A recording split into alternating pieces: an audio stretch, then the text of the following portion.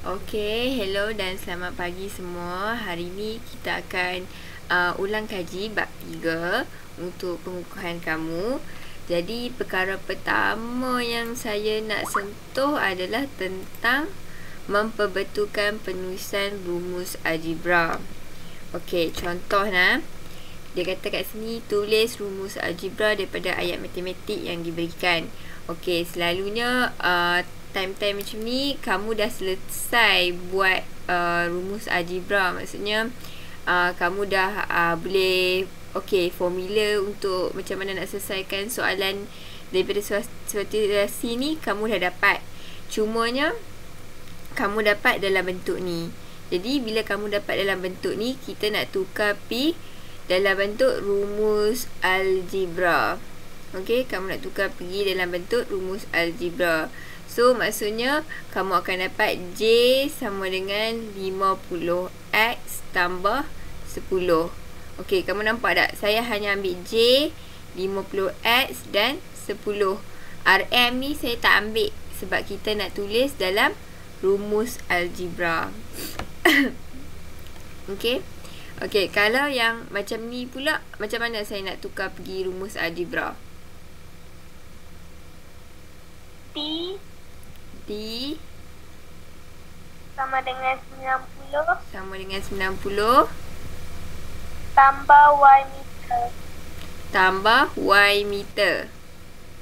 Y saja. Y saja sebab sekarang ni kita nak tulis dalam bentuk algebra. Kan arahan dia beritahu tulis dalam rumus algebra. Okey, Kuhan, soalan ni macam mana saya nak tulis dalam rumus algebra? Y sama dengan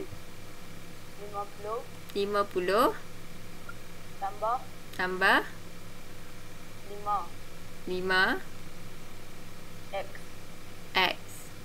So, nampak tak? Sen ni saya tak ambil kan? Saya hanya ambil nombor dan huruf. Okey, kalau yang macam ni pula, Vadisha dulu mula-mula.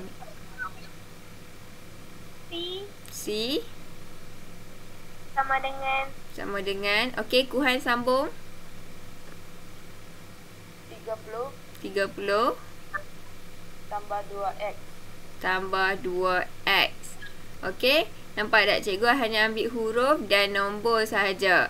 Kalau ini adalah formula biasa ataupun yang kamu dapat macam mana nak selesaikan soalan tu berdasarkan situasi. Jadi kita nak tukar pi rumus algebra, kita tak ambil dah biji, RM, sen. Okey, lepas tu cikgu nak tegur lagi satu kesalahan yang ada di antara kamu yang buat. Cikgu tengok dia nak tulis ni lah, C sama dengan 30 tambah 2X. Tapi dia buat macam ni.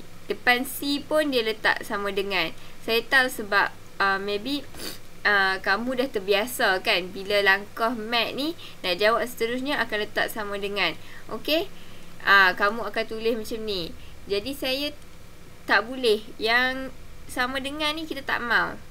Kita hanya nak tulis yang macam ni sebab kita dalam rumus algebra yang kamu nak cari perkara rumus ke, ataupun dekat sini kamu nak gantikan C sama dengan 30X ni, nilai dia 2, darab 2. Okey, jadi sama dengan ni tak mau ada. Tak ada kat sini je. Sama dengan mesti hanya ada satu. Tak boleh ada banyak. Dia mesti hanya ada satu. Jadi kat sini saya nak tekankanlah cara penulisan bagi rumus algebra. Maksudnya satu, bila kamu keluarkan maklumat ni, kamu hanya ambil huruf dan nombor. Tak apa kalau kamu buat dalam bentuk biasa ni dulu sebab kita tak tahu kan.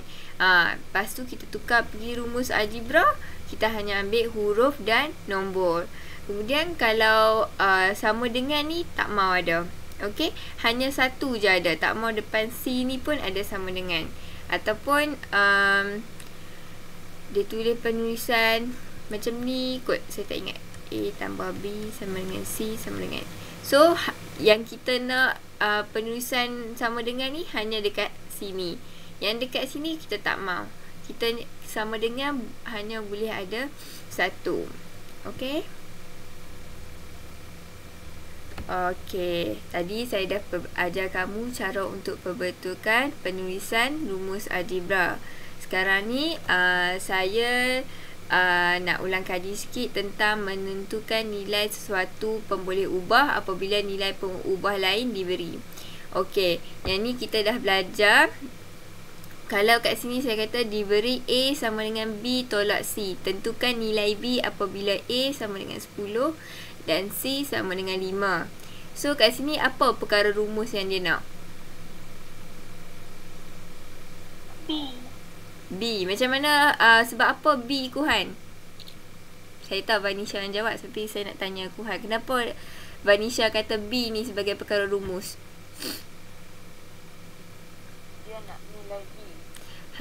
Sebab dia nak nilai B. Sebab tu saya ajak objektif ni. Sebab dia akan minta kita cari perkara rumus dan gantikan nilai. So, dua sekali kita akan belajar. So, dia nak cari B. Lepas tu saya kena buat apa Kuhan?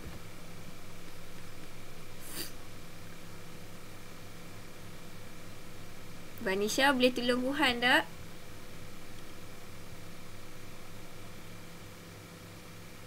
Negatif C tu kena pergi belah kiri. Okey. Kuhan, kenapa tolak C ni kita kena pergi belah kiri?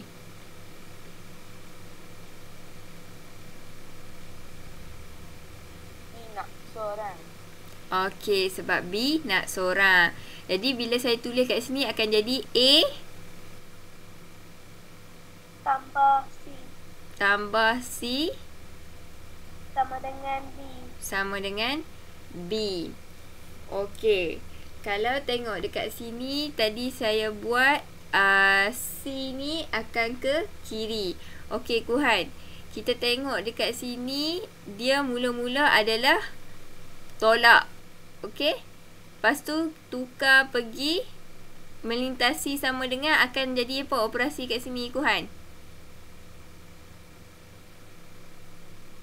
Jadi operasi tambah. Nampak tak? Okey. Kita akan ubah yang tolak C ni ke kiri. Okey, jadi saya nak tekankan satu lagi kat sini. Sekejap saya ubah warna. C ni tanda C yang akan berubah.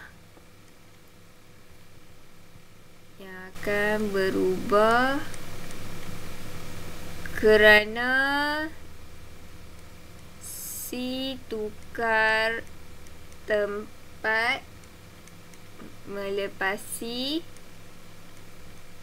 simbol sama dengan. Lepas tu A ni kita kekalkan dia. Tanda depan A ni ada tanda apa? Depan A ni ada tanda positif ke negatif? Positif. Okey, tanda positif di depan A kekal. Sebab saya ada tengok juga ada pelajar yang buat bila dia ubah C P ke kiri. Okey, dia adalah huruf A dengan C, tapi dia buat C ni positif, A ni yang jadi tolak. So, kita kena tahu bila kita ubah, yang kita ubah tu sahaja yang akan ubah operasi dia. Daripada tolak akan jadi tambah. Okey. Lepas tu kita nak kena buat apa? Kita dah dapat dah B sebagai perkara rumus. Kemudian kita kena buat apa? B A tu kena tukar kepada 10 dan C tu tukar kepada 5. Okey. So B kamu akan dapat 15. Okey. Kalau yang ni pula macam mana saya nak selesaikan dulu?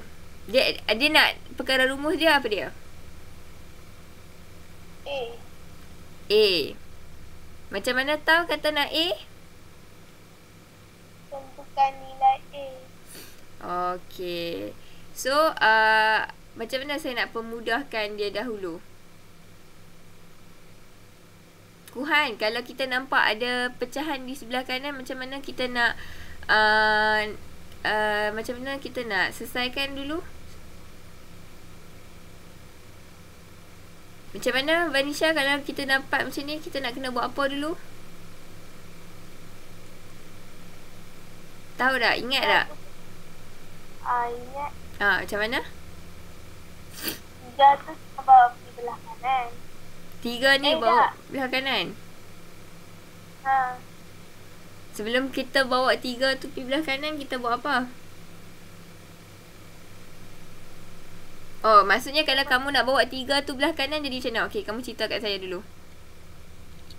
Bahagi. Okey.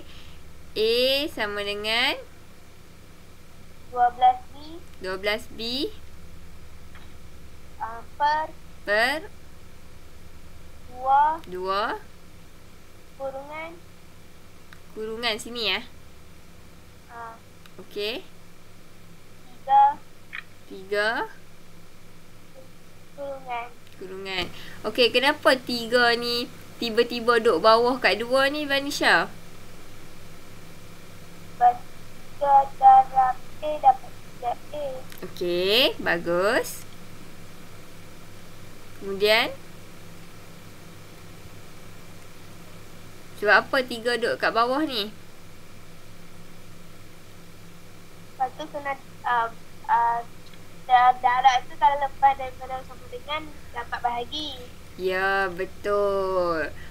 Sebab itulah 3 ni boleh duduk dekat 2. Sebab kita ambil 12B. Kalau dalam penulisan betul dia macam ni, 12B per 2 bahagi 3. Jadi bila kita tukarkan ke darab, kamu akan dapat 12B per 2 darab 1/3. Yang ni kan per 1 sebenarnya. Jadi bila kamu terbalikkan, kamu akan dapat macam ni. Dan kamu akan dapat, bila kamu pemudahkan lagi, 12B bahagi 2 darab 3. Okey.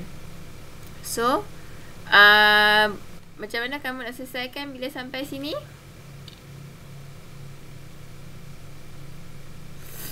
Dua belas bahagi 2 kurungan 3. Okey. Kamu dah dapat dah. So sekarang ni kamu dah boleh ganti tak lagi dia punya nilai?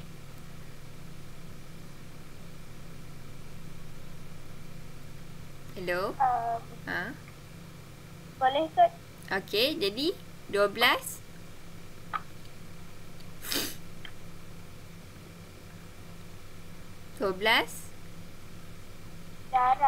darab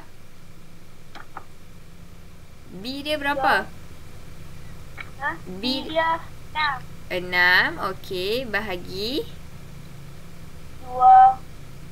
2 darab 3. Okey, berapa nilai A yang kamu dapat? Tekan kalkulator tengok.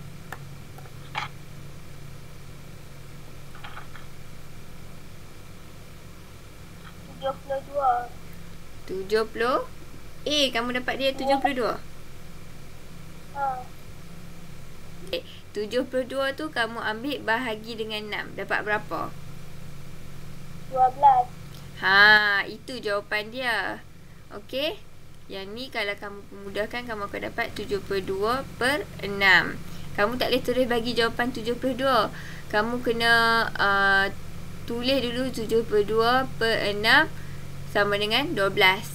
Okey, kalau kamu terus letak A sama dengan 72, kamu akan dapat jawapan yang salah. Faham tak? Okey. Okey, ni kemudian soalan yang seterusnya. Yang ni dia nak apa sebagai perkara rumus? A. Okey, betul Kuhan, A. Kemudian sekarang ni saya nak kena buat apa, Kuhan? Tak apa, cakap je. Nak tukar B. Kamu nak cari kamu nak A kan sebagai perkara rumus? Okey, tukar apa, Kuhan? Sana cikgu tambah volume je. Cikgu tak dengar lah suara Kuhan. Okey. Okey, tukar apa, Kuhan?